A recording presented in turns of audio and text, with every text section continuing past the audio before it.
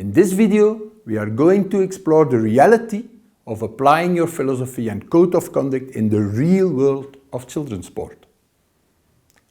The first thing we need to do is to turn our values and beliefs into what respected coach education author Wade Gilbert calls action statements.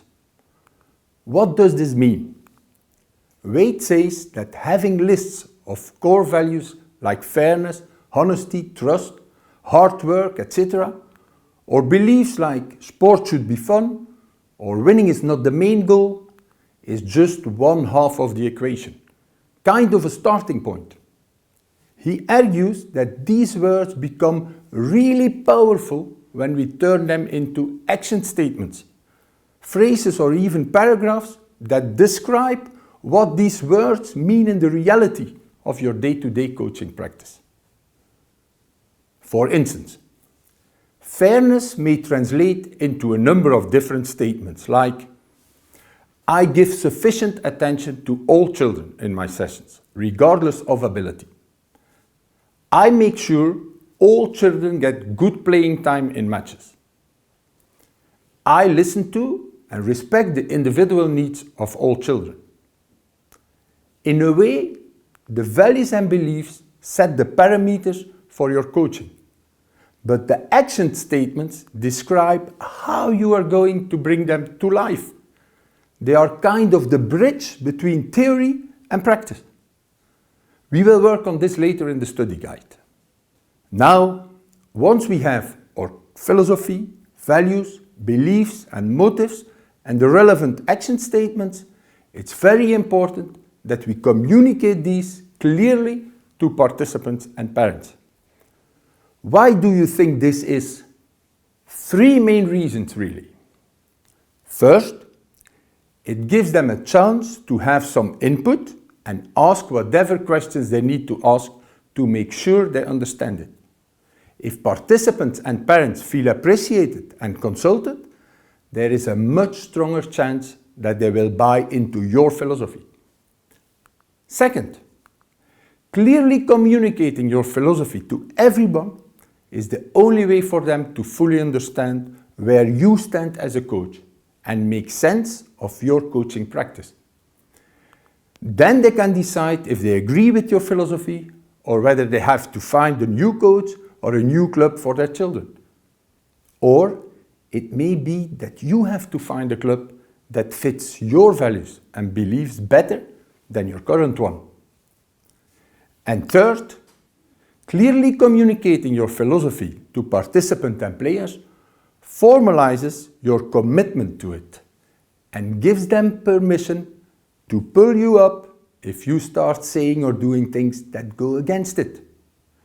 It also makes you much more self-aware and allows you to self-check regularly.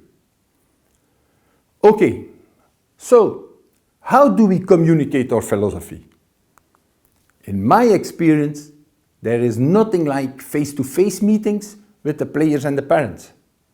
These meetings don't have to be massively formal, and you could even run them as a mini workshop where everyone has a chance to contribute.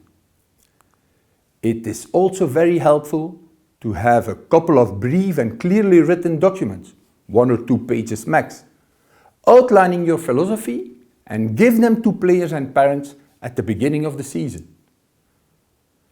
Now, here is the bad news. Complete philosophies are not built overnight, neither written in stone. They evolve after a lifetime of experiences and reflection. And that's why coaches should regularly explore and revisit their philosophies to see if they still agree with them or if they have to change or adapt anything.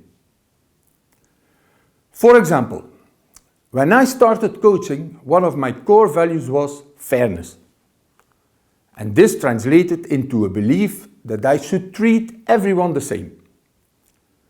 But over time, I realized that really what I wanted to do was to treat everyone fairly, but not equally, because children are not all the same. And treating them as if they were would be very unfair.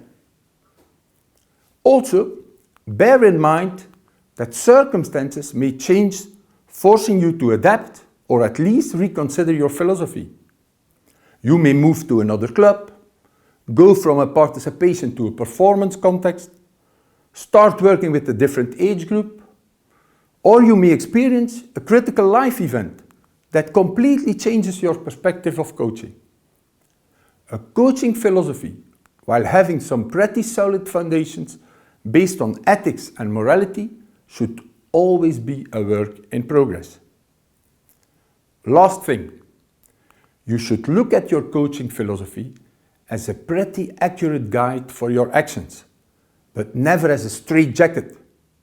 Again, coaching is about people and relations, and no code of conduct nor philosophy is going to be able to predict or work in every possible situation you may find when coaching. A little flexibility is required to make sure we can be responsive to the realities of life in the front line of coaching, where every person and situation is different. We like to think about your coaching philosophy more like a compass than a GPS satellite navigation system. The compass tells you where true north is, but it also gives you the choice of how to get there. The set navigation tells you step by step and turn by turn what you need to do. But there's a chance you won't be the first driver to end up in a cul-de-sac or a massive traffic jam. Don't be a slave of your own philosophy. Like the Dalai Lama says in his instruction number 5 for a happy life, learn the rules so you know how to break them properly. Okay, on the next video we are going to talk about the importance of continuously self-evaluating how well your coaching practice matches your written and spoken coaching philosophy. If there are any major disagreements between the two, Houston, we have a problem. For now, please go into the study guide to complete the activities related to this video. Thanks a million for watching. I look forward to seeing you in the next video.